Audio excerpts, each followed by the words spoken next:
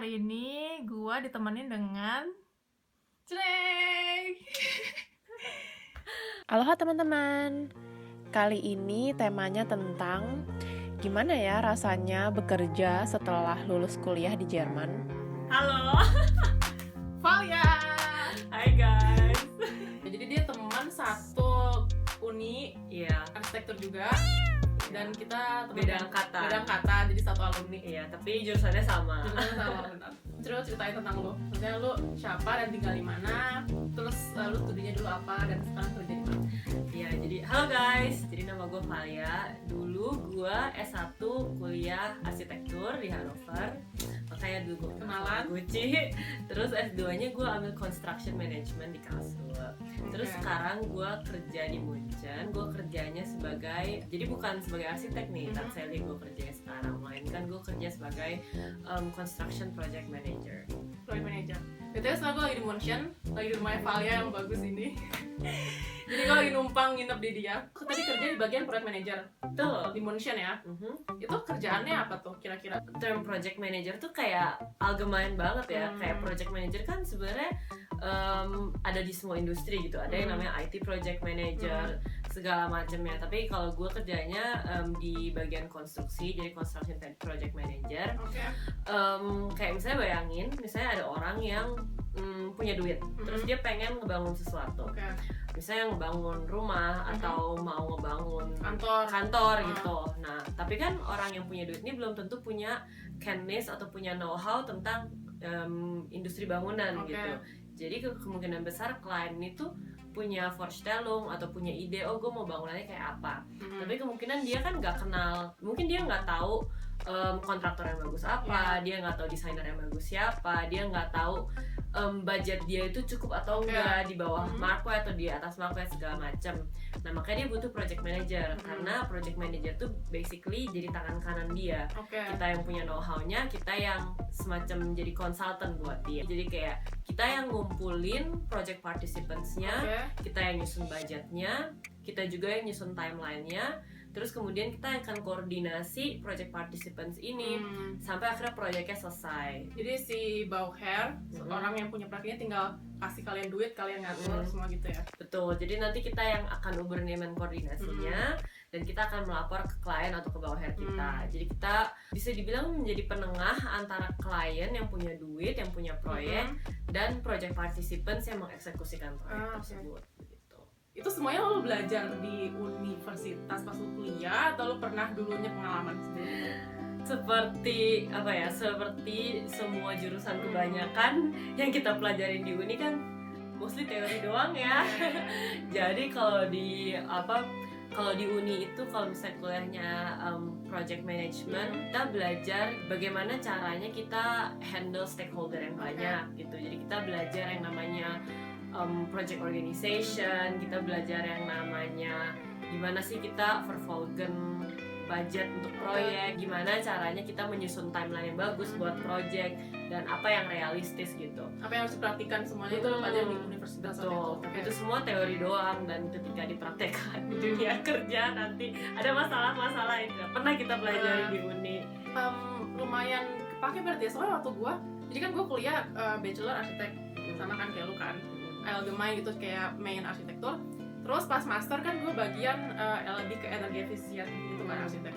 Dan sekarang gue kerjanya sebenarnya agak mirip-mirip sama lu, tapi walaupun nggak yang project management banget.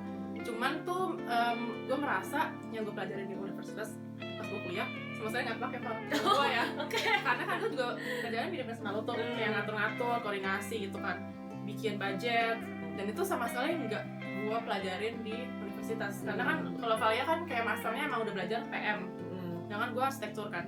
Jadi gue belajar pas gitu itu dari nol lagi gitu, belajar koordinasi, belajar project management gitu. Mungkin karena ilmu project management sendiri itu sangat luas dan sangat algemen, jadi sebenarnya sangat kepake di profesi apapun ya, bisa dibilang.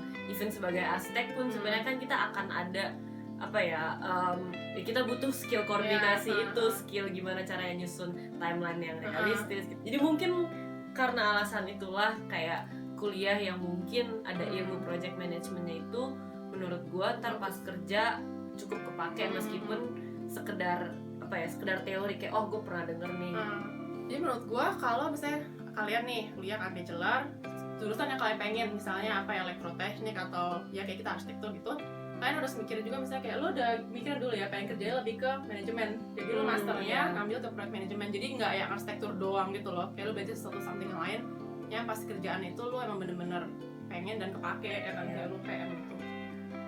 Allgemein diseleksi untuk kayak kalau misalnya belajar sesuatu yang cukup spesifik, terus masternya mengambil sesuatu yang ada hubungan dengan manajemen, karena kita belajar sesuatu yang lebih luas dan sebenarnya ilmunya dimanapun akan kepake seperti itu. Lu dulu pernah praktikum ya sebelumnya ya di bagian itu? Pernah. Jadi pas gue udah selesai lulus bachelor arsi, gue pernah ada praktikum di kantor arsitektur. Gue tuh praktikum lama 1 tahun. Terus at the end gue entschieden kalau gue nggak gitu suka sama tetikanya. Makanya setelah itu gue memutuskan gue kayak pengen masuk sesuatu yang lebih lain gitu ya. Iya. Bagus lo berarti ya, berarti kayak jadi lah praktikum tuh belajar sesuatu. Iya, which is gue nggak suka sama ini. Dan lo pengen yang lain. Iya. Dan lo pernah juga kan praktikum di bidang PM. Betul. Nah setelah itu gue master kan, terus karena waktu gue master gue sama bachelor gue agak beda, jadi gue pikir kayaknya gue untuk master gue harus cobain praktikum yang ya sesuai dengan master gue. Terus ya alhamdulillah Suka banget ya. Suka banget sekarang. Oke, sekarang gue penasaran deh, waktu kan lo pertama kali nih habis lulus kuliah, master, maksudnya belum bulan pertama lo masuk dunia kerja, apa aja yang lo rasain, pengalaman apa aja yang kayak misalnya kaget atau aduh habis kuliah tiba-tiba lo masuk dunia kerja tuh gimana pertama kali banget? Itu pertama kali gue mulai kerja itu kebetulan gue kerja di company yang sama, dimana sebelumnya gue udah jadi sempat praktikum dan work student juga di situ. Jadi sebenarnya kalau ngomong shock sih nggak banget juga, karena gue udah kenal sama koleganya, gue udah kenal sama company-nya, gue udah mengerti how they do things basically.